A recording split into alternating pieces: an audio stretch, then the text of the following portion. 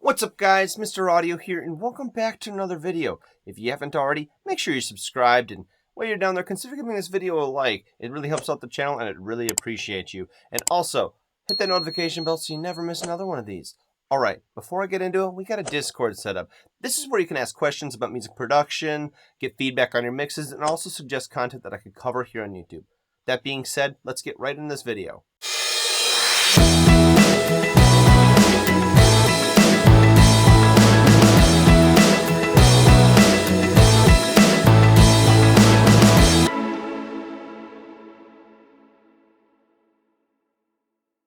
Alright, so in this video I'm going to show you how I took some stock sounds from Ableton and some stock plugins and made a production like this.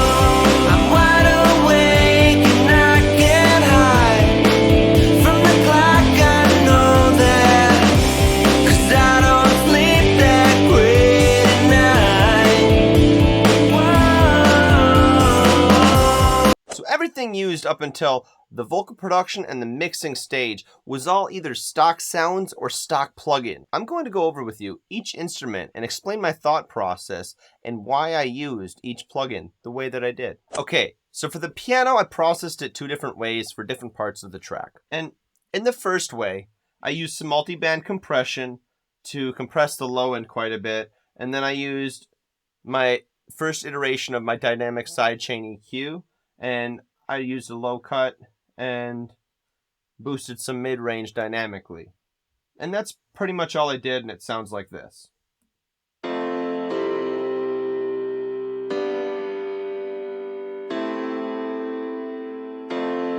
Kind of an atmospheric texture, if you will. For the second piano, first I have an EQ. High pass, low pass filter, not very steep cutoffs. Boosted some lows, boosted some highs, cut some mids.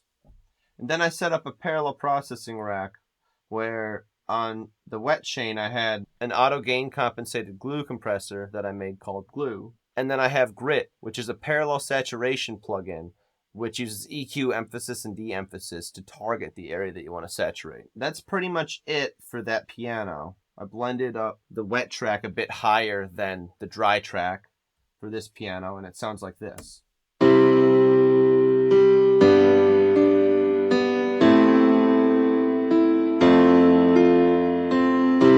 That distortion helps it cut through the mix. Now, moving on to the drums, all right? The kick, I used my dynamic sidechain EQ, the first iteration of it, and I made some EQ points and basically just sounds like this. That's all I did before the mixing stage, so without that it sounds like this.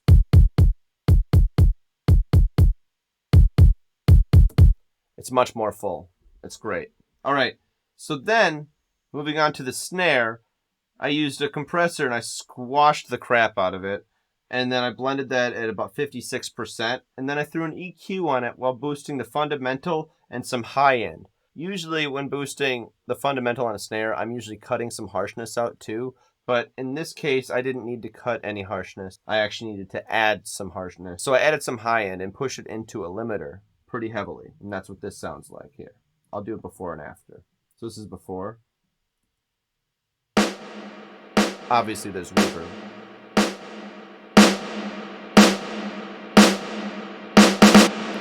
See that? It's a world of difference. And this is all stock plugins. Now I did some cool things with limiters on the drums. So I set up another audio effect rack, did a parallel processing chain where I threw a limiter on called Push. It's in the limiter section in Ableton and their audio effects. I threw it up as much as I could into the limiter, and that's what this sounds like by itself. So let's just listen to the cymbals on their own real quick here. Sounds very distorted, but this by itself doesn't sound very good. So now together, with it off, with it on. So you can do cool things with limiters too, not just compressors. Because remember, limiters are basically just brick wall compressors. All right, So moving on to the lead guitar. Now, I did a video a while back, how to make MIDI guitars sound real. I'll link it up here. I did exactly that, but I used an arpeggiator on that same audio effect rack that I made to make those guitars sound good. I put the arpeggiator obviously before and got these for each of those two patterns that I explained in that video. So that's what these sound like with this EQ on it. Obviously, I threw an EQ on it to make it sound more telephone effecty.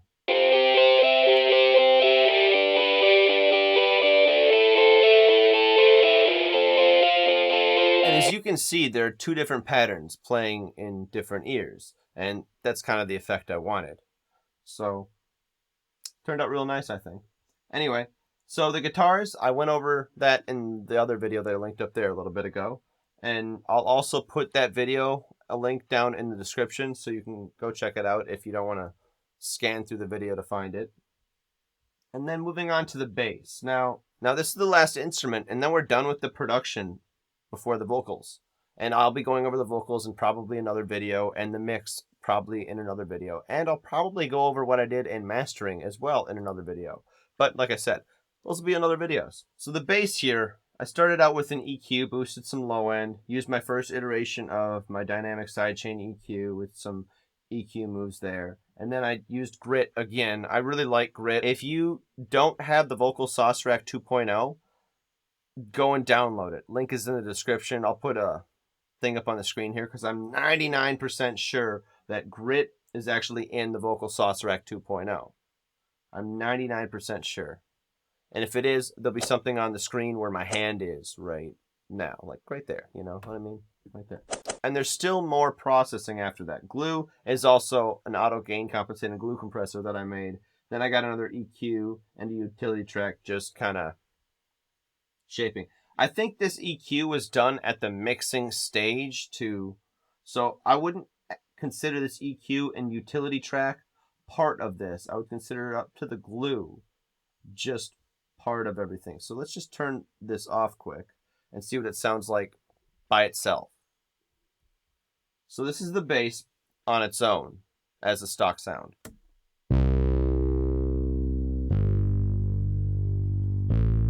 Now this is with all the processing added.